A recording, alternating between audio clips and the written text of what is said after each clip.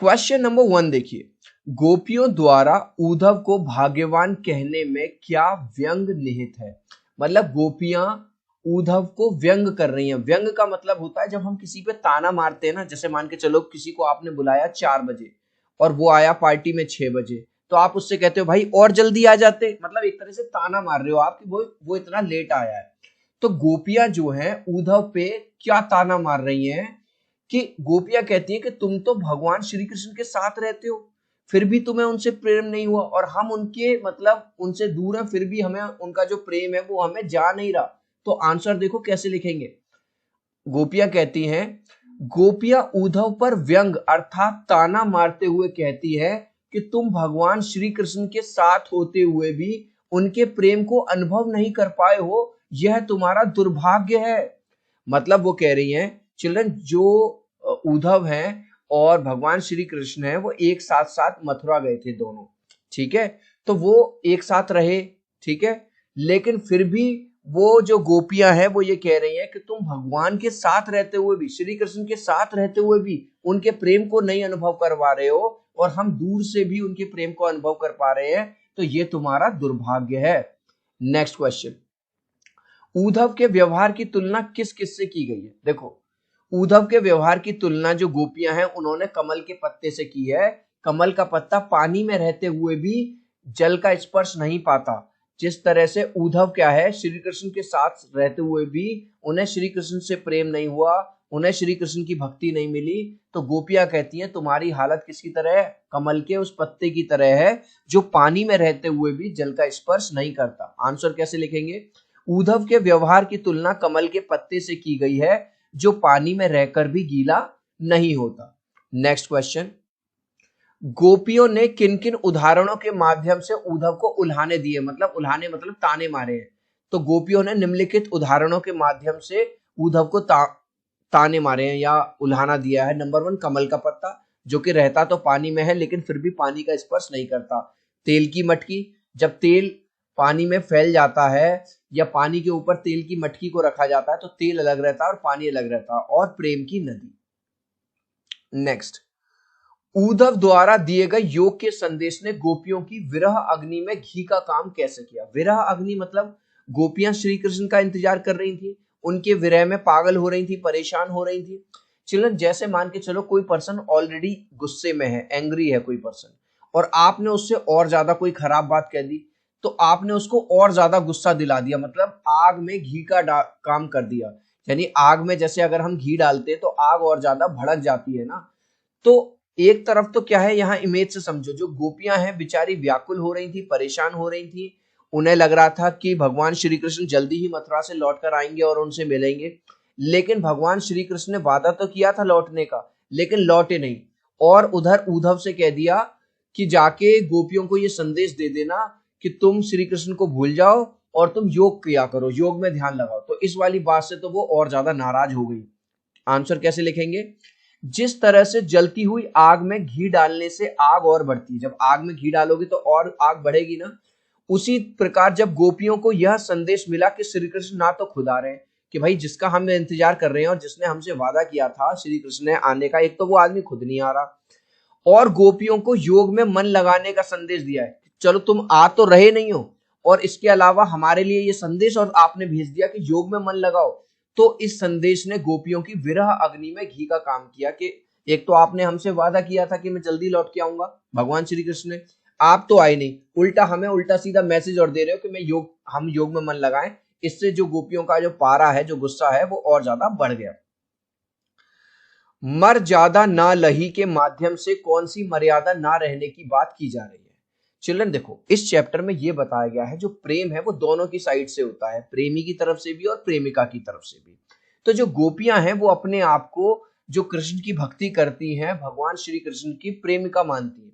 तो वो ये कहती हैं कि जब देखो इस इमेज में देखो, जब भगवान श्री कृष्ण मथुरा जा रहे थे तो उन्होंने हमसे ये वादा किया था कि वो जल्दी ही उद्धव के साथ लौट कर आएंगे, लेकिन उन्होंने उद्धव को तो भेज दिया और खुद नहीं आए। तो वो ये कह रही है कि ये प्रेम की मर्यादा नहीं है। प्रेम की मर्यादा क्या है, जहां पे प्रेमी को अपना जो प्रॉमिस है, अपना जो वादा है वो निभाना चाहिए, और भगवान श्री कृष्ण ने वो वादा नहीं निभाया। तो आंसर कैसे लिखेंगे, प्रेम को प्रेमी और प्रेमिका दोनों की तरफ से निभाया जाता है, ठीक है भाई। परंतु श्री कृष्ण ने गोपियों से प्रेम निभाने की बजाय उनके लिए योग का संदेश भेज दिया। भाई प्रेम तो निभाया नहीं, गोपियों का ये कहना है कि प्रेम तो निभाया नहीं और हमारे लिए योग का संदेश भेज दिया। इसी को गोपियों ने मर्यादा का उल्लंघन कहा है। नेक्स्ट क्वेश्चन, कृष्ण के प्रति अपने अनन्य प्रेम को गोपियों ने किस प्रकार अभिव्यक्त किया है? तो भगवान श्री कृष्ण के प्रेम के बारे में गोपियां उद्धव से क्या कहती हैं कि जिस तरह जो चींटियां हैं वो गुड़ से दूर नहीं हो सकती। चिल्ड्रन, अगर आपने देखा होगा गुड़, चीनी या कोई भी मीठी चीज पड़ जाती है तो तुरंत उस पर चींटियां आ जाती हैं, उसी प्रकार हम भी श्री कृष्ण से और उनकी भक्ति से और उनके प्रेम से दूर नहीं रह सकते। आंसर कैसे लिखेंगे? गोपियां कहती हैं कि जिस प्रकार चींटियां गुड़ से दूर नहीं रह सकती, उसी प्रकार हम भी श्री कृष्ण के प्रेम से दूर नहीं रह सकते।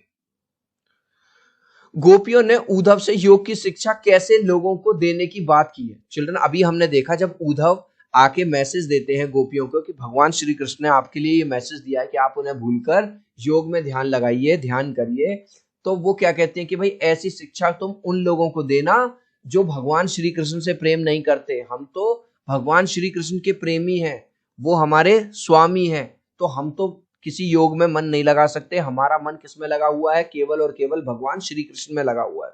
आंसर कैसे लिखेंगे?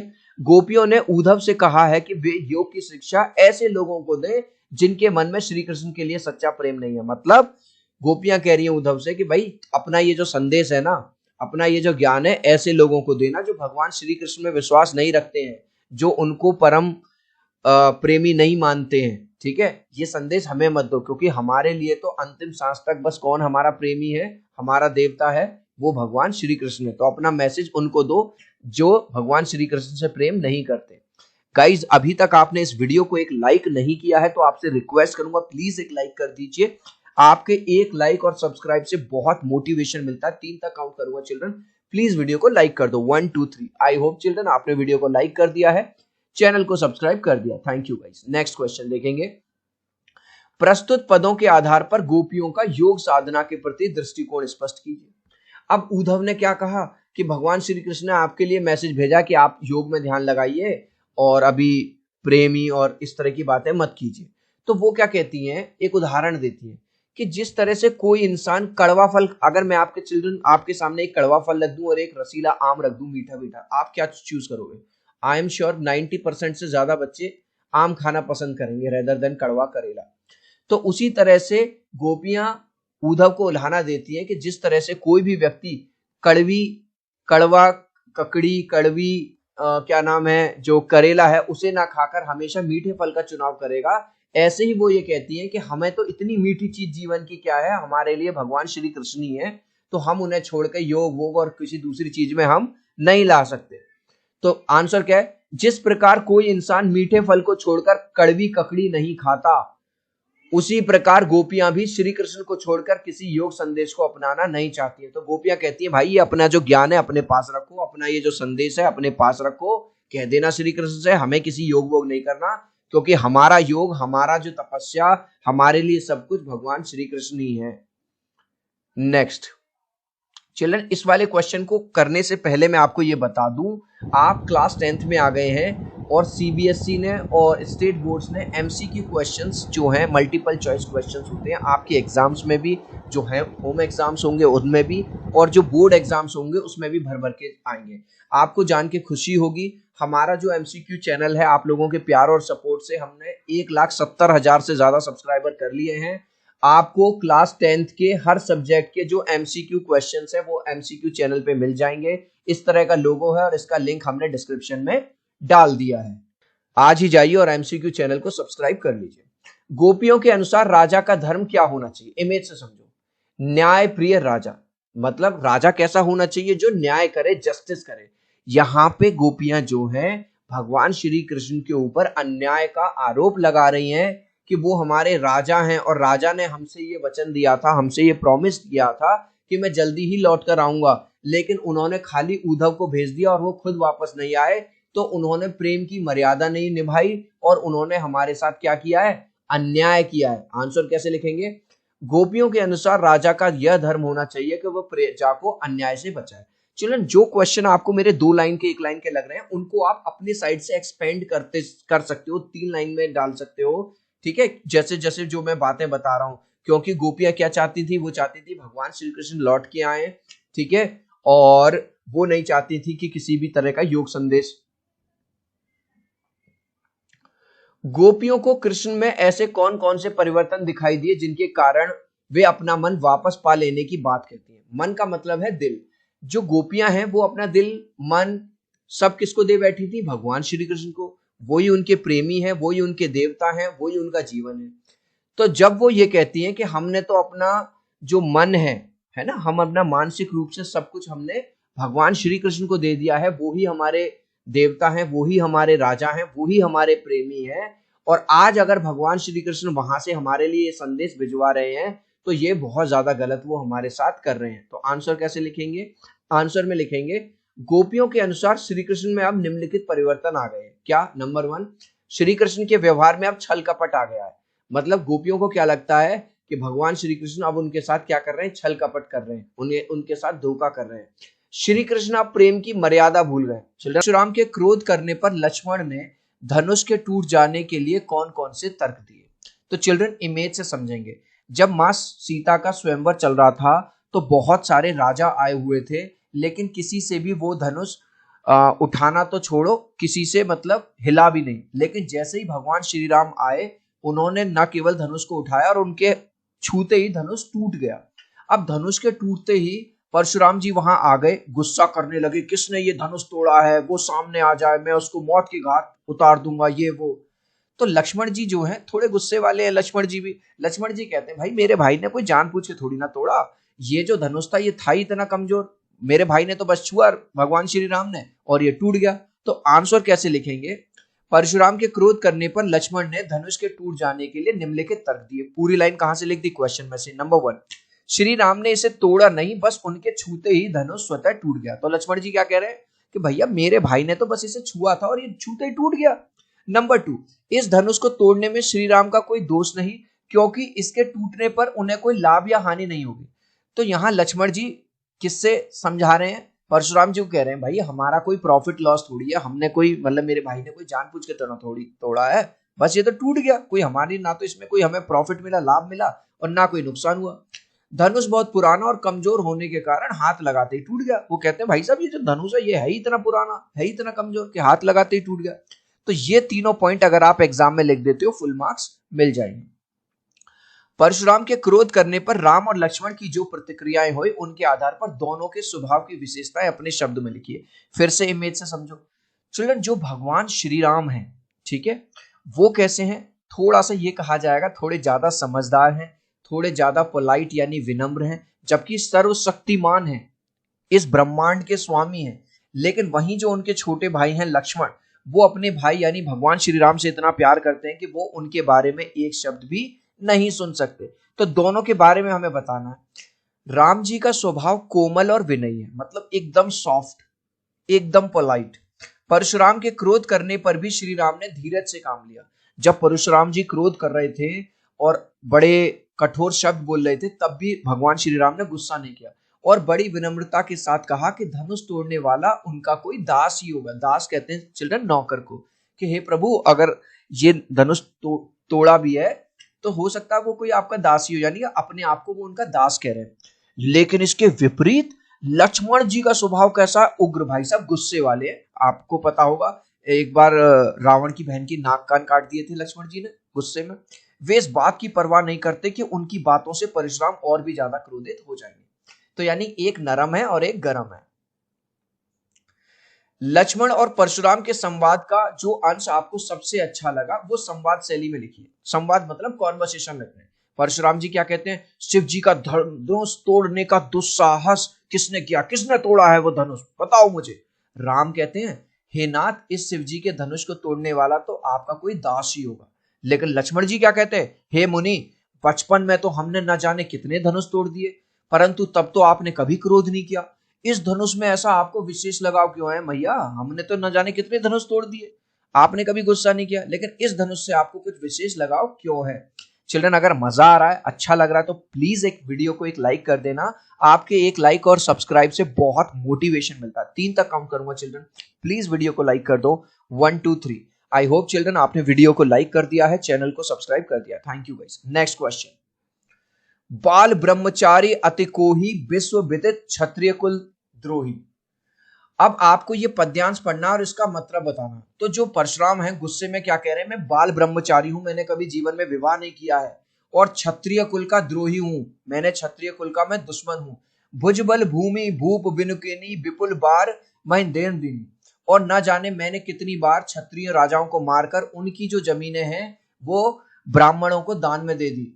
सहसा बाहु भुज छेद निहारा पर सुबिलोक महीप को मारा।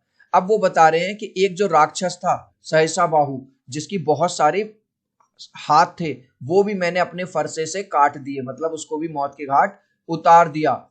मातु पिता जन सोच बस कर ही महिष कसोर गर्भन के अरबक दलन पर। तो परशुराम जी यहाँ पे लक्ष्मण जी को समझा रहे हैं, अरे तू खुद तो नहीं डरता लेकिन अपने माँ बाप का सच सोच, क्योंकि मेरा ये जो फरसा है जिससे मैंने न जाने कितने क्षत्रिय राजाओं को मारा है, मेरे डर से तो जो गर्भ में पल रहे बच्चे हैं वो भी मर जाते हैं। तो इस बात को हम इसका मतलब लिखना है। परशुराम ने अपने विषय में यह कहा कि वे बाल ब्रह्मचारी हैं, ठीक है, मतलब शादी नहीं की, और अत्यधिक क्रोधी स्वभाव के हैं, मतलब उन्हें बहुत ज्यादा गुस्सा आता है। सारा संसार उनकी ताकत को जानता है। कई बार उन्होंने क्षत्रिय राजाओं को मारकर उनकी जमीन को किसको दान में दे दिया है, ब्राह्मणों को दान में दे दिया। उन्होंने इस फरसे से सहस्त्र बाहु, अभी दिखाया था मैंने यहाँ पे, ये जिसकी बहुत सारी आर्म्स थी, बहुत सारे हाथ थे, जो सहस्त्र बाहु था उसकी बाहों को काट डाला था। इसलिए हे नरेश पुत्र, नरेश पुत्र मतलब राजा के बेटे, तू क्यों अपने माता पिता को सोचने में विवश कर रहा है, उनका फरसा गर्भ में पल रहे शिशुओं का भी नाश कर देता है। चिल्ड्रन जैसा कि अब आप क्लास 10th में आ गए हो, गुड न्यूज ये है कि हर सब्जेक्ट में 20 नंबर के एमसीक्यू आएंगे आपके एग्जाम में। इंग्लिश बाबा का जो दूसरा चैनल है एमसीक्यू चैनल, उस पे आप लोगों के प्यार और सपोर्ट से 2 लाख से ज्यादा सब्सक्राइबर हो गए हैं, ठीक है। इस तरह का इसका लोगो है और हर सब्जेक्ट के एमसीक्यू मैंने डाल दिए हैं, लिंक डिस्क्रिप्शन में है। आज ही एमसीक्यू चैनल को सब्सक्राइब कर लीजिए। नेक्स्ट क्वेश्चन, लक्ष्मण ने वीर योद्धा की क्या क्या विशेषताएं बताई हैं। तो लक्ष्मण जी ने निम्नलिखित विशेषताएं बताई हैं। नंबर 1, शूरवीर अपनी वीरता का प्रदर्शन युद्ध में करते हैं, ना कि अपना खुद का गुणगान करते हैं। मतलब परशुराम जी से कहते हैं, यार तुम तो अपनी तारीफ खुद कर रहे हो, ऐसा थोड़ी ना करता। जो असली योद्धा होता है वो तो युद्ध में अपनी वीरता साबित करता है, ना कि अपने मुंह से अपना गुणगान करता। नंबर 2, वीर पुरुष स्वयं पर कभी अभिमान नहीं करते कि महाराज आप तो बस घमंडी होते जा रहे हो कि मैं ये कर दिया, मैंने वो कर दिया, मैंने सहस्त्र बाहु की भुजा काट डाली, क्षत्रिय राजा। आप तो जो असली वीर पुरुष होते हैं वो कभी घमंड नहीं करते। वीर पुरुष किसी के विरुद्ध गलत शब्दों का प्रयोग नहीं करते हैं, जो वीर पुरुष होते हैं। वीर योद्धा कैसा होता है, शांत होता है, विनम्र पोलाइट होता है, क्षमाशील, दूसरों को क्षमा करने वाला, धैर्यवान और बुद्धिमान होते हैं। तो ये वाले 4 आप क्वालिटीज लिखाना जो लक्ष्मण जी ने बताई। साहस और शक्ति के साथ विनम्रता हो तो इस कथन पर तो बेहतर है कथन, विचार कीजिए। साहस और शक्ति के साथ अगर विनम्रता हो, क्या भगवान राम में साहस नहीं था? क्या शक्ति नहीं थी? सर्वशक्तिमान है वो तो, लेकिन उनमें विनम्रता भी है। लेकिन परशुराम कैसे हैं? उनमें साहस और शक्ति तो है लेकिन विनम्रता नहीं, केवल क्रोध है। अगर विनम्रता ना हो तो व्यक्ति क्या बन जाता है, अभिमानी एवं उद्दंड बन जाता है, जो कि यहाँ पे हाल परशुराम जी का हुआ है। वो बहुत ज्यादा अभिमानी हो गए हैं और वो ये नहीं पहचान पा रहे हैं कि जिनको वो बालक समझ रहे हैं, राम और लक्ष्मण, वो श्री भगवान, साक्षात भगवान श्री राम है। जिस व्यक्ति में विनम्रता होती है, विपक्षी भी उस व्यक्ति का आदर करते। क्वेश्चन नंबर 1, कवि आत्मकथा लिखने से क्यों बचना चाहता है? कवि अपने जीवन में कई बार धोखा खाया है। कवि ने अपने जीवन में कई बार धोखा खाया है और उसका जीवन कई दुखद घटनाओं से भरा हुआ है। यही कारण है कि कवि आत्मकथा लिखने से बचना चाहता है। नेक्स्ट, आत्मकथा सुनाने के संदर्भ में अभी समय नहीं, कवि ऐसा क्यों कहता है? तो देखो, अभी समय नहीं, कवि ने ऐसा इसलिए कहा है, कवि को लगता है कि उसने जीवन में अब तक कोई ऐसी उपलब्धि यानी कोई उसको अचीवमेंट नहीं मिला है जिसको वो दूसरों को बताए। मतलब वो कह रहा है कि भाई मैंने अपनी लाइफ में ऐसा कोई बड़ा तीर नहीं मार लिया, कोई बड़ा काम नहीं कर दिया जो मैं दूसरों को बताता फिरूं। स्मृति को पाथेय बनाने से कवि का क्या आशय है? स्मृति को पाथेय बनाने से कवि का आशय है कि कवि अपने प्रियतम यानी लवर के साथ जो सुखद समय बिताया था कवि ने अपनी प्रेयसी के साथ, है ना, अपनी लवर के साथ, उन्हीं यादों के सहारे अब वो पूरी जिंदगी बिता देना चाहते हैं। अब आपको भाव स्पष्ट करना है। मिला कहाँ वह सुख मैं जिसका मैं स्वप्न देखकर जाग गया, आलिंगन में आते जाते मुस्कुराकर जो भाग गया। तो भाव प्रकट करना है। तो उससे पहले चिल्ड्रन हम ये देखेंगे, कवि कहना चाहता है कि जिस प्रेम के वो सपने देख रहे थे वो उन्हें कभी प्राप्त नहीं हुआ, सुख उनके बेहद करीब आकर दूर चला गया। तो यहाँ पे वो अपनी लवर यानी प्रेयसी की बात कर रहे हैं कि जिसके सपने वो देखते थे वो उनके पास आकर भी दूर चली गई। चिल्ड्रन अभी तक यार इस वीडियो को एक लाइक नहीं किया तो प्लीज यार एक लाइक कर देना। आपके एक लाइक से, एक सब्सक्राइब से बहुत मोटिवेशन मिलता है। मैं 3 तक काउंट करूंगा, प्लीज वीडियो लाइक कर देना। 1 2 3। सो आई होप चिल्ड्रन आपने वीडियो को लाइक कर दिया है, चैनल को सब्सक्राइब कर दिया है। इसी के अंदर ख है, जिसके अरुण कपोलों की मतवाली सुंदर छाया में अनुरागनी उषा लेती थी नित सुहाग मधु माया में। इन पंक्तियों में कवि ने अपनी प्रेयसी की सुंदरता का वर्णन किया है। तो वो ये कह रहे हैं कि जिसके वो प्यार में थे वो बहुत ज्यादा सुंदर थी वो लड़की। वे कहते हैं कि उनकी प्रेयसी के गालों की लालिमा इतनी अधिक है कि उषा की लालिमा भी उनके सामने फीकी है। वो कहते हैं कि जो उनकी लवर थी, जो प्रेयसी थी, वो इतनी सुंदर है, उसके गाल इतने सुंदर थे कि सुबह सुबह जो धूप की किरणें आती हैं वो भी उसके सामने फीकी थी। उज्जवल गाथा कैसे गाऊं मधुर चांदनी रातों की कथन के माध्यम से कवि क्या कहना चाहता है। अपनी प्रेयसी के साथ बिताए हुए सुख के पलों को कवि किसी के सामने प्रकट नहीं करना चाहता। ठीक है, वो किसी को बताना नहीं चाहता उन पलों के बारे में। चांदनी रात में बिताए गए वो पल एक उज्जवल गाथा की तरह हैं। उन यादों को वह औरों को बताकर अपना मजाक नहीं उड़ाना चाहते। तो वो ये कह रहे हैं कि भाई जो टाइम मैंने बिताया था, जो थोड़ा बहुत भी जो अच्छा समय मैंने अपनी प्रेयसी के साथ बिताया था, वो मैं किसी को बताना नहीं चाहता हूं। मैं अपनी यादों को में संजोट कर उन्हें रखना चाहता हूं और मैं नहीं चाहता कि कोई मेरा मजाक उड़ाए। आत्मकथा कविता की काव्य भाषा की विशेषताएं बतानी है। तो विशेषता क्या है? एक तो खड़ी बोली का प्रयोग किया गया है, नवीन शब्दों का प्रयोग किया गया है, मानवीकरण शैली का प्रयोग किया है और अलंकारों का प्रयोग किया गया है। तो ये 4 विशेषताएं आपको लिख देनी है। कवि ने जो सुख का स्वप्न देखा था, स्वप्न माने सपना देखा था, उसे कविता में किस रूप में अभिव्यक्त किया गया है? कवि ने सुख का स्वप्न देखा था, वह अपनी प्रेयसी नायिका के माध्यम से व्यक्त किया है। जो स्वप्न उसने देखा था वो उसने व्यक्त किया है किसके? अपनी लवर के माध्यम से, नायिका के माध्यम से। कवि कहता है कि नायिका स्वप्न में उसके पास आते जाते मुस्कुराकर चली गई। मतलब उसने ऐसा सपना देखा कि उसके पास आ रही है, जा रही है, लेकिन वो मुस्कुरा के चली गई। कवि कहना चाहता है कि जो सपने उसने और अपनी उसकी प्रेमिका ने मिलकर देखे थे वो उसको कभी भी प्राप्त नहीं हुए। ठीक है, नंबर 1 देखिए, सेनानी ना होते हुए भी चश्मे वाले को लोग कैप्टन क्यों कहते थे? चिल्ड्रन, सेनानी मतलब जो सेना में होता है, फौजी फौजी वगैरह होता है। लेकिन जो चश्मे वाला था, ना तो वो सेना में था ना कोई कैप्टन सेनानी था, फिर भी लोग उसको कैप्टन कैप्टन क्यों कहते थे? अगर आपने ये स्टोरी पढ़ी है तो जो चश्मे वाला व्यक्ति है वो काफी देश प्रेमी था, पैट्रियट था। तो नेताजी यानी कि सुभाष चंद्र बोस की आपने कभी भी कोई फोटो या मूर्ति देखी होगी, उस पर एक चश्मा लगा रहता है क्योंकि वो चश्मा पहनते थे। तो जो हमारा ये चश्मे वाला था ये बहुत ज्यादा देश प्रेमी था। इमेज से समझो, जैसा कि एक फौजी होता है ना, वो अपने देश से बहुत ज्यादा प्यार करता है, उसी तरह से जो चश्मे वाला था वो भी अपने देश से बहुत प्यार करता था, देश प्रेमी था और नेताजी की मूर्ति पे वो चश्मा लगा दिया करता था इसीलिए। तो आंसर कैसे लिखेंगे? देखो, सेनानी ना होते हुए भी लोग चश्मे वाले को कैप्टन निम्नलिखित कारणों से कहते थे। ठीक है जी, तो पहला कारण क्या है? जिस तरह से एक फौजी अपने देश को प्रेम जिस तरह से एक फौजी को अपने देश से प्रेम होता है, देख रहे हो ये फौजी है हमारा, फौजी भाई, फौजी को जिस तरह से देश से प्रेम होता है उसी तरह से जो कैप्टन चश्मे वाला था उसको भी अपने देश से बहुत ज्यादा प्रेम था। तो पहला पॉइंट क्या लिखेंगे? जिस तरह से एक फौजी को अपने देश से प्रेम होता है, देश प्रेम का वही जज्बा चश्मे वाले में भी था। दूसरा, उसमें देश प्रेम एवं देशभक्ति का भाव कूट कूट कर भरा था। ठीक है, जो वो बहुत ज्यादा पैट्रियोटिक था।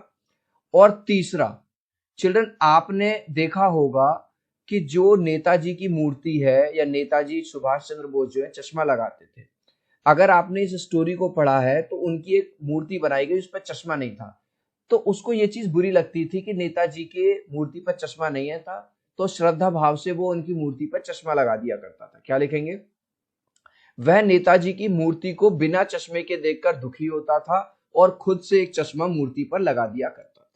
तो चिल्ड्रन, हमको रटना नहीं है, हमको समझना है। अगर आपने समझ लिया एक बार तो आप एग्जाम में अपने वर्ड्स में लिख दोगे। ठीक है, देश प्रेमी था, देश प्रेमी की भावना उसमें कूट कूट के भरी थी, और नेताजी की मूर्ति को जब भी बिना चश्मे के देखता था बहुत दुखी होता था और खुद से एक चश्मा मूर्ति पे लगा दिया करता था। नेक्स्ट, अब जो क्वेश्चन नंबर 2 है, इसमें एक्चुअली 3 क्वेश्चन है, क, ख और ग। तीनों को एक एक करके डिस्कस करेंगे। क्वेश्चन देखो, हालदार साहब ने ड्राइवर को पहले चौराहे पर गाड़ी रोकने के लिए मना किया। हालदार साहब गाड़ी से आते थे, उनका ड्राइवर गाड़ी चलाता था, लेकिन बाद में तुरंत रोकने को कहा, लेकिन बाद में रोक दिया। हालदार साहब पहले मायूस क्यों हो गए? तो पहले ये समझेंगे। मान के चलो ये है हालदार साहब, ठीक है, हालदार साहब भी देश प्रेमी थे। हालदार साहब को जब ये पता चला कि जो कैप्टन चश्मे वाला है उसकी मृत्यु हो गई है, उसका निधन हो गया है, तो वो ये सोच सोच के दुखी हो रहे थे कि जो नेताजी की मूर्ति है अब उस पर चश्मा कौन लगाया करेगा, क्योंकि चश्मा उस पर रोज कौन बदल बदल के लगा देता था, कैप्टन चश्मे वाला। लेकिन अब तो उसकी मौत हो गई, अब कौन करेगा, ये सोच सोच के जो हालदार साहब है बड़े मायूस हो रहे थे, दुखी हो रहे थे। तो आंसर कैसे लिखेंगे? हालदार साहब को जब यह पता चला कि चश्मे वाले व्यक्ति का निधन, निधन मतलब उसकी मृत्यु हो गई है, तो वह यह सोचकर उदास थे कि अब नेताजी की मूर्ति पर चश्मा कौन लगाएगा। नेक्स्ट क्वेश्चन देखेंगे, मूर्ति पर सरकंडे का चश्मा क्या उम्मीद जगाता? अब यहां पे स्टोरी में ट्विस्ट आता है। पहले तो हालदार साहब को लग रहा था कि यार जो चश्मे वाला है वो मर गया, अब उस पे मूर्ति पे चश्मा कौन लगाया करेगा। लेकिन जब उनकी गाड़ी वहां से गुजरती है तो वो ये देखते हैं कि मूर्ति पे एक चश्मा लगा हुआ है, और वो चश्मा कैसा है? लकड़ी का, यानी सरकंडे की लकड़ी जो होती है उसका। तो ये देख के वो बड़े खुश हो जाते हैं कि हमारे देश के जो बच्चे हैं उनमें भी देश प्रेम की भावना भरी हुई है। उन्होंने देखा कि मूर्ति पर चश्मा नहीं लगा हुआ है, चश्मा तो था नहीं उन पे, तो उन्होंने बेचारों ने हाथ से ही लकड़ी का ही चश्मा चढ़ा दिया। तो आंसर कैसे लिखेंगे? मूर्ति पर सरकंडे का चश्मा यह उम्मीद जगाता है कि हमारे देश के बच्चे बच्चे में देश प्रेम की भावना भरी हुई है। नेक्स्ट, हालदार साहब इतनी सी बात पर भावुक क्यों हो गए? भावुक का मतलब होता है इमोशनल। जैसे चिल्ड्रन, टीम इंडिया जीत जाए और वर्ल्ड कप जीत जाए तो तुम्हारी आंखों में खुशी के आंसू आ जाते हैं। तुमने सोचा था तुम तो बस 60% आएंगे, लेकिन तुम क्लास में टॉप कर जाओ, है ना, तो तुम्हारी आंखों में खुशी के आंसू आ जाते हैं। तो हालदार साहब को लग रहा था कि जो मूर्ति है, मूर्ति पर चश्मा नहीं होगा क्योंकि चश्मे वाले की मृत्यु हो गई। लेकिन जब उन्होंने देखा कि मूर्ति पर सरकंडे का यानी लकड़ी का एक चश्मा लगा हुआ है, तो इस वाली बात से बड़े खुश हुए कि आज जो युवा पीढ़ी है, जो बच्चे हैं छोटे छोटे, उन्होंने देखा कि मूर्ति पे चश्मा नहीं है और चश्मा लगा दिया। तो इस वाली बात से बड़े खुश हुए और खुशी के मारे उनकी आंखों में आंसू आ गए। आंसर कैसे लिखेंगे? हालदार साहब को लग रहा था कि चश्मे वाले व्यक्ति के मरने से नेताजी की मूर्ति चश्मा विहीन होगी। भाई इनको क्या लग रहा था? अभी हमने देखा था ना कि चश्मे वाला मर गया तो उसकी मूर्ति पर, नेताजी की मूर्ति पर चश्मा होगा ही नहीं। लेकिन परंतु जब यह देखा कि मूर्ति की आंखों पर सरकंडे का चश्मा लगा हुआ है, उन्होंने समझ लिया कि युवा पीढ़ी में देश प्रेम और देशभक्ति की भावना है। लेकिन जब उन्होंने देखा कि भाई साहब आज भी चश्मा लगा हुआ है, भले से लकड़ी का ही सही, तो उनको समझ में आ गया कि यहाँ जो आसपास बच्चे खेलते हैं रहते हैं, उन्होंने ये वाला चश्मा नेताजी के सम्मान में लगा दिया है। यही बात सोचकर वो थोड़ा सा भावुक हो गए, यही बात सोचकर वो थोड़ा सा इमोशनल हो गए। गाइज, अभी तक आपने इस वीडियो को एक लाइक नहीं किया है तो लाइक कर देना, ताकि इस तरह के अच्छे वीडियो आपको मिलते रहे। मैं 3 तक काउंट करूंगा, प्लीज वीडियो को लाइक कर दो। 1 2 3। आई होप चिल्ड्रन आपने वीडियो को लाइक कर दिया है, चैनल को सब्सक्राइब कर दिया। Thank you guys. इसके साथ साथ आपको एक गुड न्यूज दे दूं, जैसा कि अब आप क्लास 10th में आ गए हो, एमसीक्यू क्वेश्चन जो है आपके होम एग्जामिनेशन में जो स्कूल में होंगे और बोर्ड एग्जामिनेशन में भर भर के आएंगे। अब वो एमसीक्यू आपको क्वेश्चन कहाँ मिलेंगे?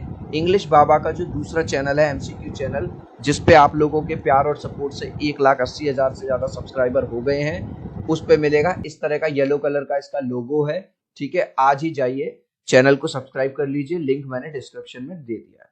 नेक्स्ट है आशय स्पष्ट कीजिए। आशय का मतलब होता है अर्थ बताना है। बार बार सोचते क्या होगा उस कौम का जो अपने देश की खातिर घर गृहस्थी, जवानी, जिंदगी सब कुछ होम देने वालों पर भी हंसती है, अपने लिए बिकने के मौके ढूंढती है। चिल्ड्रन, अगर आपने इस स्टोरी को पढ़ा है तो इस स्टोरी में वैसे तो अच्छी चीजें हैं, लेकिन एक खराब बात भी है। जो पान बेचने वाला व्यक्ति था वो कैप्टन चश्मे वाले का मजाक उड़ाता था, कहता था वो तो लंगड़ा है। तो यहाँ पे ये चीज सोच के जो हालदार साहब हैं बड़े दुखी होते हैं कि एक तरफ तो हमारे देशभक्त ऐसे रहे, चाहे वो भगत सिंह हो, राजगुरु हो, कोई भी हो, जिन्होंने देश के लिए जान दी, लेकिन आज भी इतने स्वार्थी लोग मौजूद हैं जो देश से बिल्कुल भी प्रेम नहीं करते। उनको केवल अपना स्वार्थ यानी केवल अपना फायदा जिस चीज में दिखता है वो देश से भी गद्दारी करने के लिए तैयार हो जाते हैं। तो आंसर कैसे लिखोगे? उक्त पंक्ति का आशय यह है कि आज की कौम, आज की जनरेशन इतनी मतलबी हो गई है कि उन लोगों को भी भूल गई है जिन्होंने देश के लिए अपने प्राण त्याग दिए, मतलब उनका भी मजाक उड़ा रही है।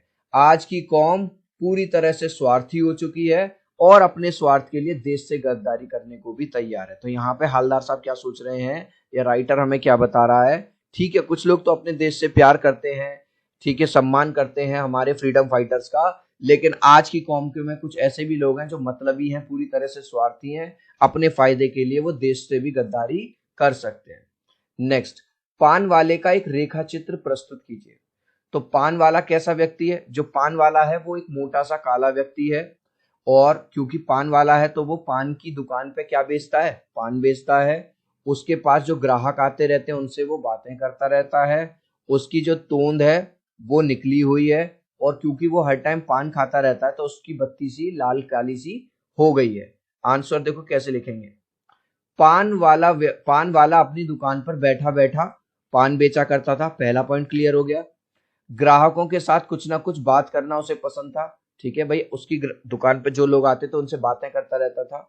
वह स्वभाव से खुशमिजाज काला मोटा व्यक्ति है, उसकी तोंद निकली हुई है, वो काला सा है, मोटा सा है, लेकिन खुशमिजाज, खुश रहता है। वह पान खाता रहता है जिससे उसकी बत्ती सी लाल काली हो गई। देख रहे हो, जो लोग हर टाइम पान खाते रहेंगे उनकी जो दांत वगैरह है सब खराब हो जाते हैं, लाल पीले से पड़ जाते हैं। नेक्स्ट, वो लंगड़ा क्या फौज में जाएगा, पागल है पागल।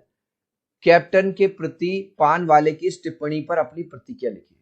भाई एक तरफ तो पान वाला जो कि लंगड़ा था, उसका एक पैर भी नहीं था और ज्यादा अमीर भी नहीं था, लेकिन फिर भी इतना श्रद्धा भाव रखता था नेताजी के लिए कि उनकी मूर्ति पर रोज नए नए चश्मा लगा दिया करता था। लेकिन इतने खराब लोग भी हैं इस किरदार में, इस स्टोरी में, कि जो पान वाला है उसका मजाक उड़ाता था, उसको पागल पागल कहता था, ठीक है। तो इस पे हमें अपनी प्रतिक्रिया बतानी है। आंसर है पूरा क्वेश्चन में से, वो लंगड़ा क्या जाएगा फौज में, पागल है पागल, पहले तो ये लिख दिया। पान वाला कैप्टन चश्मे वाले के बारे में कुछ ऐसी ही घटिया सोच रखता है। भाई पान वाले व्यक्ति को जबकि सम्मान करना चाहिए कि देखो व्यक्ति लंगड़ा है, ठीक है, बूढ़ा है, लेकिन फिर भी देश के फ्रीडम फाइटर्स का कितना सम्मान करता है, लेकिन फिर भी वो उसको क्या करता है, पागल पागल करता है। तो मतलब पान वाले की सोच कैसी है, घटिया है। और पान वाला चश्मे वाले को क्या कहता है, बार बार पागल पागल कहता है। वास्तव में कैप्टन उपहास का नहीं सम्मान का प्रतीक है, यानी कि जो कैप्टन चश्मे वाला है उसका मजाक नहीं उड़ना चाहिए, उसको तो सम्मान मिलना चाहिए, जो नेताजी की मूर्ति पर चश्मा लगाकर देश प्रेम का प्रदर्शन करता है। इस खेती बाड़ी से जुड़े गृहस्थ बाल गोविंद भगत अपनी किन चारित्रिक विशेषताओं के कारण साधु कहलाते थे? भाई लोग, वैसे वो साधु नहीं थे लेकिन फिर भी लोग उन्हें साधु कहते थे, क्यों? उसके कुछ रीजन है। एक तो वो कभी झूठ नहीं बोलते थे, उनके अंदर कोई लालच नहीं था, वो कबीर जी के आदर्शों पर चलते थे, उनके स्वभाव में झगड़ा या तो बिल्कुल था ही नहीं, किसी से भी झगड़ते नहीं थे, वह आज्ञा लिए बिना किसी की कोई भी वस्तु या चीज नहीं छूते थे, मतलब अगर किसी की चीज छूनी है तो उससे पहले वो उस पर्सन से पूछेंगे।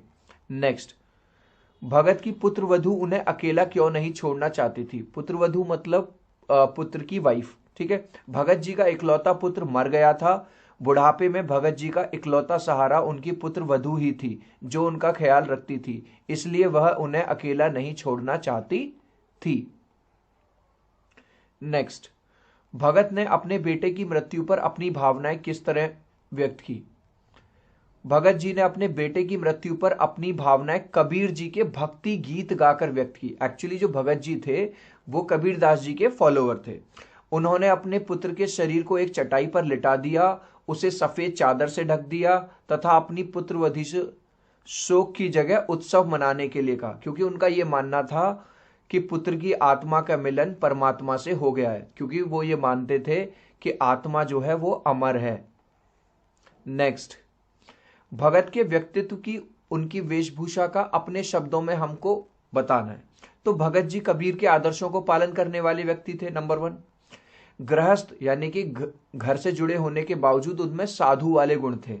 किसी से झगड़ा नहीं करते थे, किसी को कष्ट नहीं देते थे, किसी की आज्ञा के बिना किसी की चीजों को नहीं छूते थे। सर्दी के मौसम में भी वे गंगा स्नान करके आते थे। अब सोचो, सर्दी में भाई लोग 2-2 3-3 दिन नहीं नहाते और वो गंगा स्नान करके आते थे। गुणों के साथ साथ उनकी वेशभूषा यानी जो कपड़े थे वो भी साधुओं जैसे थे। सफेद दाढ़ी थी छोटी सी, सिर पर सफेद बाल थे, गले में तुलसी जड़ की माला थी और बहुत कम ही कपड़े पहनते थे। चिल्ड्रन, अभी तक यार इस वीडियो को एक लाइक नहीं किया तो प्लीज एक लाइक कर देना। मैं 3 तक काउंट करूंगा, आपके एक लाइक से, एक सब्सक्राइब से बहुत मोटिवेशन मिलता है। 1 2 3। सो आई होप चिल्ड्रन आपने वीडियो को लाइक कर दिया है, चैनल को सब्सक्राइब कर दिया है।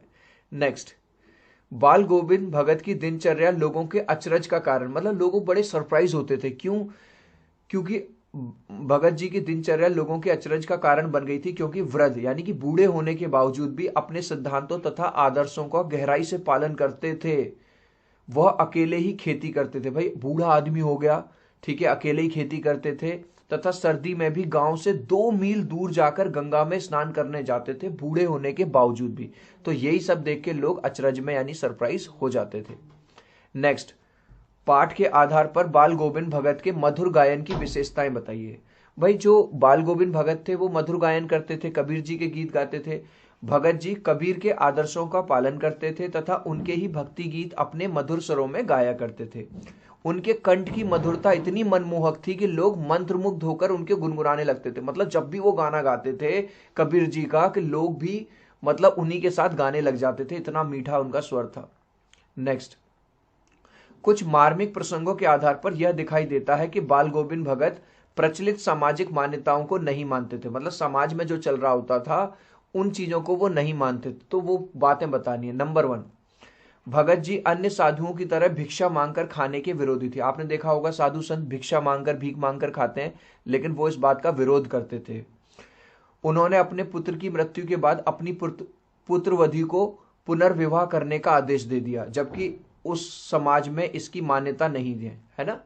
भाई बहुत पुराने टाइम की बात हो रही है, उस टाइम पे ऐसा सब नहीं होता था, लेकिन फिर भी अपने पुत्र की मृत्यु के बाद उन्होंने अपनी पुत्रवधू के लिए क्या आदेश दिया कि जाओ और तुम दूसरा शादी करो, दूसरा विवाह करो। भगत जी ने अपने पुत्र को मुखाग्नि, जब उनका पुत्र मर गया था तो जो लास्ट में चिता दी जाती है वो आदमियों द्वारा दी जाती है, लेकिन वो भी उन्होंने अपनी पुत्रवधू यानी कि अपने बेटे की वाइफ से दिलवाई थी। तो ये सारी चीजें हमको बताती हैं कि वो सामाजिक कुरीतियों को नहीं मानते थे। धान की रोपाई, मतलब चावल को जब लगाया जाता है धान बोला जाता है, के समय समूचे माहौल को भगत जी की स्वर लहरियां किस तरह से चमत्कृत कर देती थी, उसके माहौल का शब्द चित्र प्रस्तुत कीजिए। धान की रोपाई के समय भगत जी अपने सुरीले कंठ से मधुर गीत गा रहे थे। उनकी मधुर वाणी से लोग झूम रहे थे। भाई आपने देखा हो, आप ट्रेवल कर रहे हो और आपकी कार में गाने चल रहे हो तो आपको यही नहीं पता चलता 2 घंटे कहाँ बीत गए। तो ऐसे ही जब धान की रोपाई चल रही थी और भगत जी अपने मधुर कंठ से गीत गा रहे थे तो लोग भी झूम रहे थे तथा महिलाएं अपने होठों से उस गीत को गुनगुना रही थी। भगत जी के मधुर संगीत से चारों ओर मिठास फैल गई। लेखक को नवाब साहब के किन हाव भावों से महसूस हुआ कि वे उनसे बातचीत करने के लिए तनिक भी उत्सुक नहीं है? तो सबसे पहले क्वेश्चन को समझो। जैसे ही लेखक गाड़ी में चढ़ता है तो वो उसके फेशियल एक्सप्रेशन से समझ जाता है कि यार ये आदमी ना मुझसे, जो उसमें नवाब साहब बैठे थे, वो मुझसे बात करने के लिए इंटरेस्टेड नहीं है। तो ऐसा कैसे पता चलता है? लेखक जैसे ही रेलगाड़ी के डब्बे में चढ़ा, नवाब साहब को ऐसा लगा कि जैसे कि उनकी प्राइवेसी, अब यहाँ पे मैंने प्राइवेसी तुम्हारे लिए लिख दिया है इंग्लिश में, लेकिन तुम्हें लिखना है एकांत, ठीक है। एग्जाम में तुम्हें प्राइवेसी नहीं लिखना, मैंने समझाने के लिए लिखा है। तो लेखक को, जैसे ही लेखक रेलगाड़ी के डिब्बे में चढ़ा, नवाब साहब को ऐसा लगा कि उनकी प्राइवेसी यानी कि उनके एकांत में खलल पड़ गया, मतलब वो डिस्टर्ब हो गए हैं।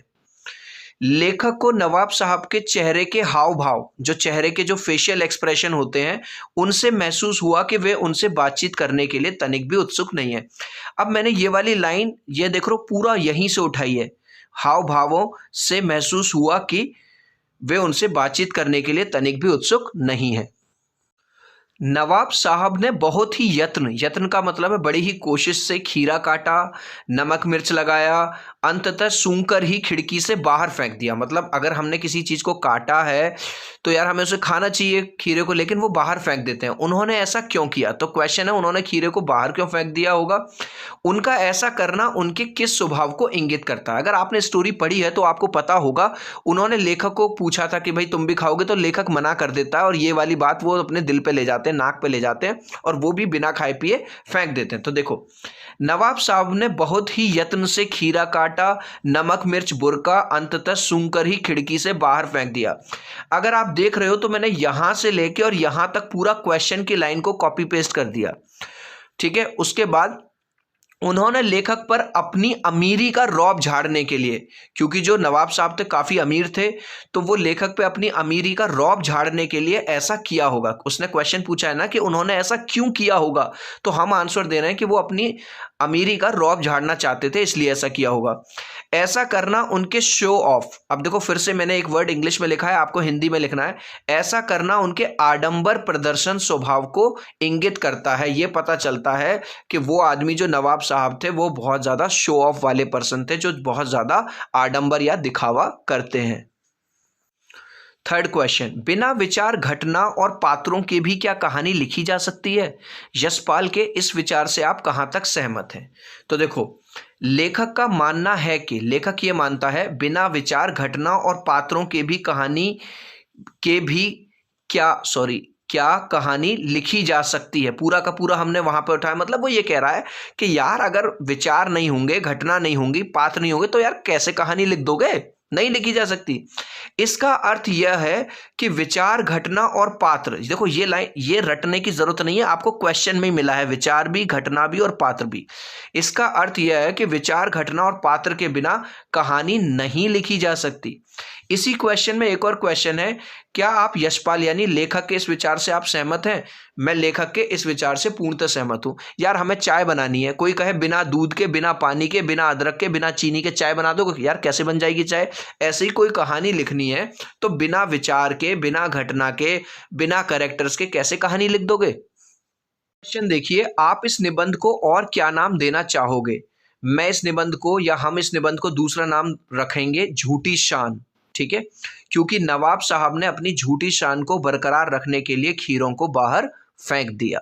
प्रस्तुत पाठ के आधार पर यह कहा जा सकता है कि बच्चे को अपने पिता से अधिक जुड़ाव था। मतलब इस चैप्टर में ये दिखाया गया है कि जो बच्चा था वो अपने पापा के बहुत क्लोज था, फिर भी विपदा के समय, विपदा यानी कि मुसीबत के समय, वो पिता के पास न जाकर माँ के पास जाता है, माँ की शरण लेता है। आपकी समझ से इसकी क्या वजह हो सकती है? तो हमसे रीजन पूछ रहा है कि लगाव बच्चे को पापा से था, लेकिन फिर जब वो प्रॉब्लम में आता है तो पापा के पास ना जाके माँ के पास जाता है, क्यों? तो चिल्ड्रन इमेज से समझो, उसके पिता जो थे उसके साथ दोस्त जैसा व्यवहार करते थे, फ्रेंडली बिहेवियर, ठीक है। पापा के वो बहुत क्लोज भी था। एक बार क्या हो जाता है, बच्चे के पीछे सांप लग जाता है, बच्चा बहुत डर जाता है। उस टाइम पे जब वो बहुत ज्यादा डर जाता है तो अपने पिता के पास ना जाकर माँ के आंचल में यानी कि माँ की गोद में जाता है, क्योंकि उसको ऐसा लगता है कि सबसे सुरक्षित जगह जो मेरे लिए है मुसीबत के समय में, वो माँ का आंचल ही है। तो इस बात को कैसे लिखेंगे? यह बात सच है कि बच्चे को अपने पिता से अधिक लगाव था, देखो, ठीक है। और उसका एक कारण यह भी था कि उसके पिता उसके साथ दोस्त जैसा व्यवहार करते थे, मतलब उसके फादर उसके साथ फ्रेंडली बिहेवियर करते थे। परंतु विपदा, विपदा मतलब मुसीबत के समय उसे जिस लाड़ प्यार और ममता की जरूरत थी वह केवल माँ के आंचल में मिल सकती थी। यही कारण है कि, ठीक है, पूरा का पूरा यही कारण है कि विपदा के समय वह पिता के पास ना जाकर मां की शरण लेता है। ये जो मैंने अंडरलाइन में लिखा है पूरा का पूरा क्वेश्चन से ही आपको लिख देना है। आपके विचार से भोलानाथ अपने साथियों को देखकर सिसकना क्यों भूल जाता है? सिसकना मतलब रोना, ठीक है। छोटे बच्चे छोटी छोटी बातों में रोने लगते हैं। तो चिल्ड्रन, छोटे बच्चों की एक आदत होती है, जैसे ही वो अपने दोस्तों को देखते हैं, अपने एज ग्रुप को देखते हैं, उनके साथ खेलने कूदने लग जाते हैं। और कभी कभी तो खेलने कूदने में इतनी ज्यादा रम जाते हैं कि वो खाने पीने की सुध भी भूल जाते हैं। और यही रीजन है कि जैसे ही भोलानाथ जब रो रहा होता है तुरंत उसके साथी आ जाते हैं, तो वो रोना छोड़ के क्या करना शुरू कर देता है? खेलना चालू कर देता है। आंसर कैसे लिखेंगे? जैसा कि छोटे बच्चों की आदत होती है जैसे ही वो अपने हम उम्र को मैंने ब्रैकेट में लिखा है सेम एज ग्रुप वाले बच्चों से मिलते हैं, खेलना शुरू कर देते हैं। कई बार तो खेलने में खाने पीने की भी सुध भूल जाते हैं। यही कारण है कि पूरा इसी में से भोलानाथ अपने साथियों मतलब अपने फ्रेंड्स, लास्ट में पूछूंगा मैं, अपने दोस्तों को देखकर सिसकना यानी रोना भूल जाता है। आपने देखा होगा कि भोलानाथ और उसके साथी जब खेलते खाते समय किसी न किसी प्रकार की तुकबंदी करते हैं। आपको यदि अपने खेलों से जुड़ी तुकबंदी याद हो तो चिल्ड्रन, जब बच्चे, आप भी हो सकता है करते हो, हम भी करते थे बचपन में, आधा पादा किसने पादा, पोसम पा भाई पोसम पा। तो जो भी तुकबंदी आपको याद हो वो लिख सकते हो, ठीक है, जरूरी नहीं है यही आंसर लिखो। भोलानाथ और उसके साथियों के खेल और खेलने की सामग्री आपके खेल और खेलने की सामग्री से किस प्रकार भिन्न है, डिफरेंस बताना है। तो भोलानाथ यहाँ पे गांव का, तो वो जो खेल खिलौने थे खुद बनाते थे, मिट्टी में खेलते थे।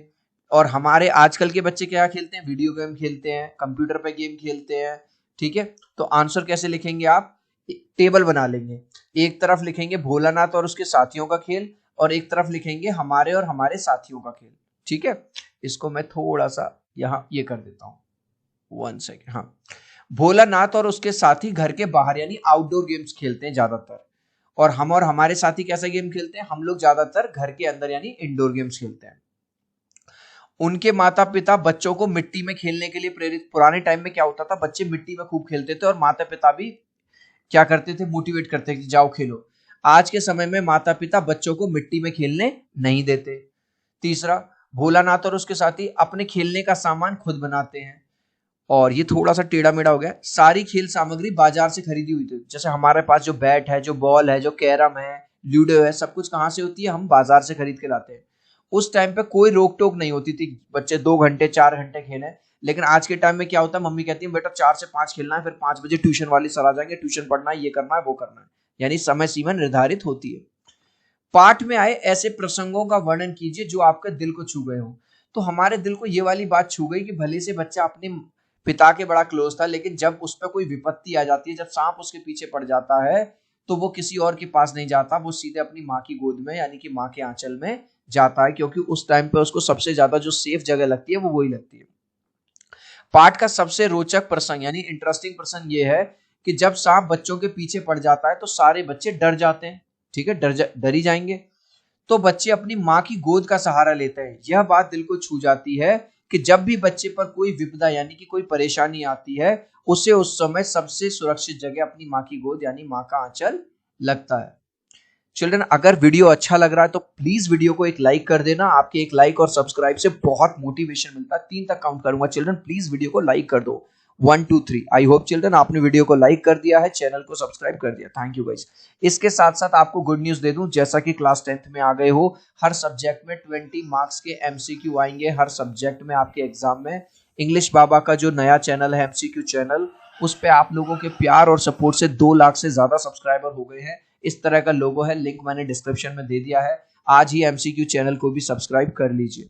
नेक्स्ट क्वेश्चन, इस उपन्यास के अंश में 30 के दशक की ग्राम्य संस्कृति का चित्रण है। मतलब इस चैप्टर में गांव की स्थिति दिखाई गई है कि 30 के दशक में कैसी थी। आज की ग्रामीण संस्कृति में आपको किस तरह के परिवर्तन दिखाई देते हैं। तो भाई ये उस टाइम का दौर दिखाया गया है जब बच्चे मिट्टी में खेलते थे, माता पिता रोकते नहीं थे, बच्चे अपना सामान खुद बनाते थे, कोई ऊंच नीच जात पात इस तरह की चीजें नहीं होती थी। लेकिन आजकल तो गांव में भी देखो तो बच्चे भाई साहब वीडियो गेम खेल रहे हैं, कंप्यूटर पे गेम खेल रहे हैं, है ना। उस टाइम पे बच्चों को खेलने के साथ ही वो सारे स्किल्स भी सिखा दिए जाते थे जो उनको लाइफ में जरूरी होंगे। तो आंसर कैसे लिखेंगे, 30 के दशक में लोग सीधे साधे हुआ करते थे। पुराने टाइम में हर त्योहार को मिलजुल कर मनाया करते थे। उस समय बचपन में बच्चों को खेल खेल में वो सभी गुण सिखा दिए जाते थे जिससे वह बच्चा आगे चलकर अपने कार्य क्षेत्र यानी प्रोफेशनल लाइफ के साथ व्यवहारिक भी बन सके। मतलब जैसे कोई किसान है तो अपने बच्चे को पहले ही वो सिखा देता था छोटे पे ही किसानी कैसे करते हैं। कोई कुम्हार है तो वो अपने बच्चे को छोटे पे ही सिखा देता था कि मिट्टी के बर्तन कैसे बनाए जाते हैं। परंतु आज की संस्कृति में जात पात, आज की डेट में लोग हाई कास्ट लो कास्ट करने लगे हैं, ऊंच नीच करने लगे हैं, भेदभाव की भावना आ गई है। अब बच्चे एक साथ मिट्टी में खेलने की बजाय क्या खेलते हैं, कंप्यूटर और मोबाइल आदि पर वीडियो गेम खेलना ज्यादा पसंद करते हैं। यहां माता पिता का बच्चे के प्रति जो वात्सल्य मतलब जो प्यार व्यक्त हुआ है, उसको अपने शब्दों में लिखो। तो सबसे पहले सुनो, पिता का क्या वात्सल्य है। पिता अपने बच्चे को नहलाता है, उसके माथे पे तिलक लगाता है, उसको अपने कंधे पर बिठा के कहाँ ले जाता है, गंगा किनारे ले जाता है। तो पहले पिता का वात्सल्य लिख दो। पिता का अपने बच्चे को नहलाना, उसके माथे पर तिलक लगाना, फिर उसे कंधे पर बिठाकर गंगा तक ले जाना आदि प्रसंग में पिता द्वारा वात्सल्य यानी कि पिता द्वारा प्रेम व्यक्त हुआ है। अब माता क्या करती है, माता उसको तोता मैना वाला गेम खिलवाती है, उसके बाल काटती हैं, उसका श्रृंगार करती हैं। जब बच्चा रोने लगता है तो बच्चे को चुप कराती हैं। तो यहाँ पे माता का जो वात्सल्य है, प्यार है। वहीं दूसरी ओर माता का बच्चे को तोता मैना आदि के नाम पर खिलाना, बच्चे का श्रृंगार यानी उसके बाल वगैरह काटना, रोते हुए बच्चे को चुप करना आदि प्रसंग में माता द्वारा वात्सल्य व्यक्त हुआ है। माता का आंचल शीर्षक की उपयुक्तता बताते हुए कोई अन्य शीर्षक, एक और टाइटल बताना है। माता का आंचल एक उपयुक्त शीर्षक है क्योंकि बच्चे को कितना भी दुलार प्यार मिल जाए पर अंत में विपदा के समय उसको यानी मुसीबत के समय किसकी याद आती है, माँ के आंचल की ही याद आती है। इसका अन्य शीर्षक क्या हो सकता है, इस तरह से लिख देंगे इन्वर्टेड कॉमा में, माता पिता एक वरदान। सितारों की रोशनी में नहाया गंतोक लेखिका को किस तरह सम्मोहित कर रहा था। तो चिल्ड्रन, लेखिका जो है गंतोक घूमने गई थी और जब उसने रात के समय में लाइट एक तो जल रही थी और उधर स्टार्स चमक रहे थे, तो उसको वो नजारा इतना सुंदर लगा कि जैसे भाई साहब वो कहीं खोई गई। उसको इतना ऐसा लगा कि जैसे किसी ने उस पर जादू कर दिया हो। तो आंसर कैसे लिखेंगे आप, पूरा क्वेश्चन में से झिलमिलाते सितारों की रोशनी में नहाया गंतुक लेखिका को इस हद तक सम्मोहित कर रहा था। सम्मोहित मतलब बहुत अच्छा लग रहा था कि उसे लगा किसी ने उस पर जादू कर दिया हो, मतलब सब कुछ मजा आ रहा था उसे सब कुछ ठहरा हुआ लग रहा था। गंतोक को मेहनतकश बादशाहों का शहर क्यों कहा गया, पहले इमेज से समझो। गंतोक माउंटेन एरिया है चिल्ड्रन। माउंटेन एरिया पे क्या होता है, सड़कें बनाना आसान नहीं होता, घर बनाना आसान नहीं होता, होटल बनाना आसान नहीं होता, लाइफ बहुत हार्ड होती है। लेकिन वहां के लोग इतने ज्यादा हार्ड वर्किंग हैं, इसीलिए उन्हें मेहनतकश बादशाह कहा गया है कि उन्होंने ऐसी जगह पर भी सड़क पहाड़ों को काटकर क्या बना दिए हैं, सड़कें बना दी हैं, आने जाने का रास्ता बना दिया है और उसको रहने योग्य बना दिया, सुंदर बना दिया उस जगह को। इसीलिए लेखिका ने इन लोगों को क्या कहा है, मेहनतकश बादशाह कहा है कि इन्होंने अपनी मेहनत से ऐसी जगह को बहुत सुंदर बना दिया है। पर्वतीय स्थल पर जीवन जीना आसान नहीं होता, बिल्कुल नहीं होता भाई, ना तो इधर से उधर जा सकते जल्दी से, ना जल्दी से रोड बना सकते। लेकिन गंतोक के मेहनती लोगों ने अपनी दिन रात की मेहनत से इस जगह को सुंदर और रहने योग्य बना दिया है। इसलिए के बाद पूरा क्वेश्चन से, इसलिए गंतोक को मेहनतकश बादशाहों का शहर कहा गया है। ये जो अंडरलाइन मैंने की है आपको अंडरलाइन नहीं करनी, बस आपको ये समझाने के लिए किया है कि मैंने ये चीज क्वेश्चन में से ही उठाई है। नेक्स्ट क्वेश्चन, कभी श्वेत तो कभी रंगीन पताकाओं का फहराना किन अलग अलग अवसरों की ओर संकेत करता है। तो चिल्ड्रन, रंगीन पताकाएं, ये देखो बौद्ध धर्म में इस तरह की कलरफुल जो पताकाएं हैं उनको लहराया जाता है, लेकिन कभी फहराया जाता, लेकिन कभी कभी श्वेत व्हाइट। तो क्या है, बौद्ध धर्म में क्या होता है, जब कोई अच्छी चीज आती है, कोई सेलिब्रेशन आता है, उसको सब सेलिब्रेट करते हैं और कलरफुल पताकाएं लगाते हैं। लेकिन दुख की घड़ी में, जैसे किसी की कोई मर जाए, तो ऐसे दुख की घड़ी में शोक व्यक्त करने के लिए किस तरह की पताकाएं लगी जाती हैं, व्हाइट। मैं लास्ट में पूछूंगा। तो व्हाइट कलर की जो पताकाएं होती हैं वो शोक यानी दुख के लिए। आंसर है, बौद्ध धर्म में अलग अलग रंग की पताकाएं फहराई जाती हैं। शोक यानी दुख के समय सफेद पताकाएं फहराई जाती हैं और शुभ कार्य में रंगीन पताकाएं, जैसा यहां दिख रहा है, फहराई जाती हैं। जितेन नार्गे कौन है, लेखिका का गाइड था।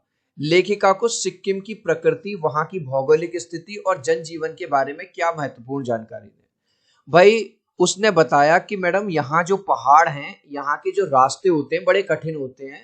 ठीक है, तो पहला पॉइंट क्या लिख देंगे, पहला पॉइंट लिख देंगे, जितेन ने बताया कि पहाड़ी इलाका होने के कारण वहां के रास्ते कठिन थे। मजा आ गया।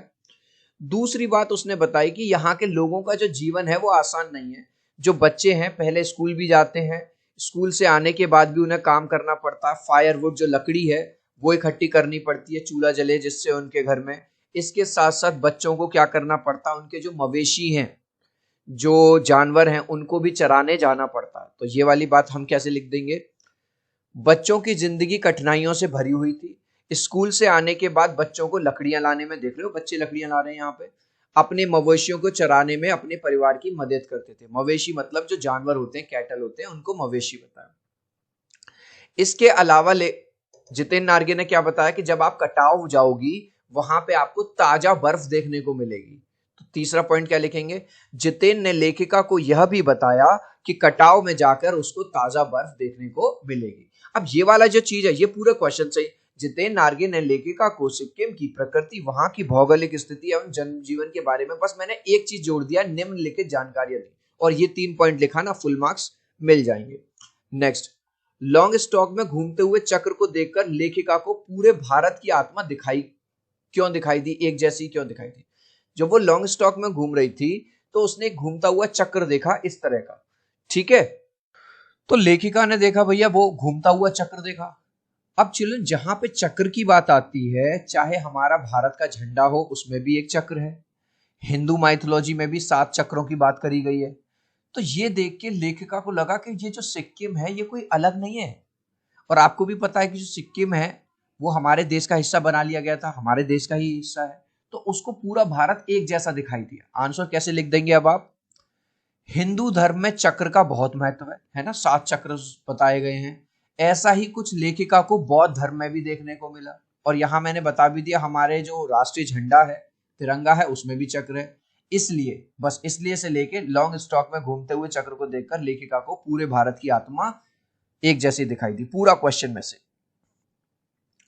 जितेन नार्गे की गाइड की भूमिका के बारे में विचार करते हुए लिखिए कि एक कुशल गाइड में, चिल्ड्रन गाइड क्या होता है? अगर आप किसी हिस्टोरिकल प्लेस जैसे ताजमहल, लाल किला कहीं पे गए हैं तो आपने देखा होगा कि वहां पे काफी सारे गाइड होते हैं। गाइड क्या हेल्प करते हैं टूरिस्ट की? उनको बताते हैं कि उस जगह की हिस्ट्री क्या है, वहां की ज्योग्राफी क्या है, वहां आपको कौन सा होटल लेना चाहिए, फोटो कहाँ पे खिंचवाने हैं, मिठाई कहाँ से खरीदनी है, गिफ्ट्स कहाँ से लेने हैं। तो एक जो अच्छा गाइड होता, कुछ तो आजकल फ्रॉड भी आ गए हैं, लेकिन जो अच्छा गाइड होगा वो आपको हर तरह से हेल्प करता है। तो इसमें बस आंसर में आपको ये लिख देना है, जितेन नार्गे एक कुशल गाइड है। और यह बात हमें कहानी पढ़कर पता चल जाती है, जितेन नार्गे न केवल एक गाइड है बल्कि लेखिका का ड्राइवर भी है। एक कुशल गाइड को भ्रमण स्थल की पूरी जानकारी होनी चाहिए। भाई मान के चलो मैं ताजमहल विजिट करा रहा हूँ और मैं गाइड हूँ, तो मुझे पूरी हिस्ट्री पता होनी चाहिए, किसने बनवाया, कैसे बना, क्या क्या आया, क्या क्या हुआ। उसे वहां का भूगोल यानी ज्योग्राफी, इतिहास यानी हिस्ट्री, और संस्कृति, वहां का जो कल्चर है उसके बारे में भी जानकारी होनी चाहिए, जिससे पर्यटक कौन होता है, जैसे टूरिस्ट जो बाहर से आते हैं, उनका ज्ञान बढ़े। चिल्ड्रन, इस वीडियो से अगर आपको वैल्यू मिल रही है, अगर आपको मेरी मेहनत अच्छी लग रही है, तो आपसे एक छोटी सी रिक्वेस्ट करूंगा, प्लीज वीडियो को लाइक कर देना। आपके एक लाइक और सब्सक्राइब से बहुत मोटिवेशन मिलता है। मैं 3 तक काउंट करूंगा चिल्ड्रन, प्लीज वीडियो को लाइक कर दो, 1 2 3। आई होप चिल्ड्रन आपने वीडियो को लाइक कर दिया है, चैनल को सब्सक्राइब कर दिया। Thank you guys. इसके अलावा एक गुड न्यूज दे दूं, जैसा कि अब आप क्लास 10th में आ गए हो, क्लास 10th में हर सब्जेक्ट में 20 मार्क्स के एमसीक्यू क्वेश्चंस आएंगे। और इंग्लिश बाबा ने एक नया चैनल बना दिया है, एमसीक्यू चैनल, जिस पे आपको सारे सब्जेक्ट्स के एमसीक्यू मिल जाएंगे। इस तरह का इसका लोगो है। और आप लोगों के प्यार और सपोर्ट से 2 लाख से ज्यादा सब्सक्राइबर मेरे हो गए हैं इस पे, एमसीक्यू चैनल पे। आज ही एमसीक्यू चैनल को सब्सक्राइब कर लीजिए, लिंक मैंने डिस्क्रिप्शन में दे दिया है। इस यात्रा वृत्तांत में लेखिका ने हिमालय के जिन रूपों का चित्र खींचा है उनको बताइए। तो हिमालय कैसा लगा लेखिका को? बहुत ज्यादा विशाल का है, बहुत बड़ा। वहां रास्ते कैसे हैं? ऊबड़ खाबड़ है ना, टेढ़े मेढ़े रास्ते हैं। तो पहले ये 2 बातें लिख देंगे। हिमालय अपने विशाल रूप में नजर आ रहा था, और पर्वतीय इलाके में रास्ते कैसे थे? टेढ़े मेढ़े। इतनी ऊंचाई से घाटियों में बने हुए घर बहुत छोटे छोटे लग रहे थे। चिल्ड्रन, जब आप ऊंचाई में चले जाते हो पर्वत में, अगर आप वैष्णो देवी गए हो कभी, कि किसी हिल स्टेशन पे गए हो ऊंचाई पे, तो वहां से नीचे देखने पर जो घर हैं बहुत छोटे छोटे दिखाई देते हैं। बादल भी ऐसे लगते हैं जैसे बिल्कुल पास में हो। तो एक पॉइंट और लिख देंगे, बादल कैसे नजर आ रहे थे? नीचे नजर आ रहे थे। प्रकृति के उस अनंत और विराट स्वरूप को देखकर लेखिका को कैसी अनुभूति हुई? याद करो, स्टार्टिंग में बनाया था कि बिल्कुल सम्मोहित हो गई वो, और उसको ऐसा लगा किसी ने उस पर जादू कर दिया हो। उसने देखा था कि कैसा है हिमालय, बहुत ज्यादा विशाल है, रास्ते ऐसे हैं, और वेदर बहुत सुंदर है। तो आंसर कैसे लिखेंगे? प्रकृति के उस अनंत और विराट स्वरूप को देखकर लेखिका जैसे कहीं खो गई। ठीक है, हमने स्टार्टिंग में भी बात की थी। वो उस पल को पूरी तरह जीना चाहती थी। प्रकृति के उस सौंदर्य को वो अपने रोम रोम में बसाना चाहती थी। मतलब इतना ज्यादा अच्छा लगा कि वो उस पल को बार बार जीना चाहती थी और अपने रोम रोम में उसे बसाना चाहती थी। प्राकृतिक सौंदर्य के अलौकिक आनंद में डूबी लेखिका को कौन से दृश्य वहां उसे हर चीज अच्छी लग रही थी, लेकिन कौन सी ऐसी चीज है जिससे उसका दिल बैठ गया। उसने जो देखा वहां की जो मजदूर लेबर लेडीज हैं, वो बेचारी अपनी गोद में बच्चों को भी उठाए हुए हैं और अपना मजदूरी का काम भी कर रही है। मतलब क्या कर रही है, पत्थर तोड़ रही है। तो ये देख के ना थोड़ा सा उसका जो हृदय है, जो दिल है, थोड़ा उसमें दया और झकझोर सी गई बेचारी को। आंसर लिखेंगे, लेखिका ने देखा कि स्थानीय महिलाएं अपनी पीठ पर बच्चे को लादे हुए, देख रहे हो, इस लेडी ने बच्चा भी रख रखा है और अपना काम भी कर रही है, पत्थर तोड़ रही थी। इस दृश्य ने लेखिका को झकझोर कर रख दिया। सैलानियों को प्रकृति की अलौकिक छटा का अनुभव करवाने में किन किन लोगों का योगदान रहता है? तो पहला योगदान तो चिल्ड्रन गाइड का रहता है, क्योंकि जो अच्छा गाइड होता है वो वहां को जो भी पर्यटक, जो भी टूरिस्ट आएंगे उनको होटल बताएगा, हिस्ट्री बताएगा, कहाँ जाना है कहाँ नहीं जाना सब बताएगा। दूसरा, जो वहां के जो मजदूर हैं जिन्होंने खून पसीना बहा के, दिन रात बहा के वहां सड़कें बनाई हैं, उनका बहुत बड़ा योगदान है। तीसरा, वहां जो होटल्स हैं जो आपको आरामदायक स्टे प्रोवाइड कराते हैं, और वहां जो दुकानें खुली हुई हैं जिसमें आप मैगी वैगी और भी जो कुछ खाना चाहते हैं, तो इन चारों लोगों का तो नंबर 1 में लिख देंगे। सबसे पहला है अच्छे गाइड का, जो कि सैलानियों को हर तरह से मदद करता है। दूसरा है इन मजदूरों का, हजारों मजदूरों की मेहनत का, जो पर्वत को काटकर बड़ी ही मुश्किल से सड़क बनाते हैं। और तीसरा होटल और दुकानदारों का। ठीक है, दुकान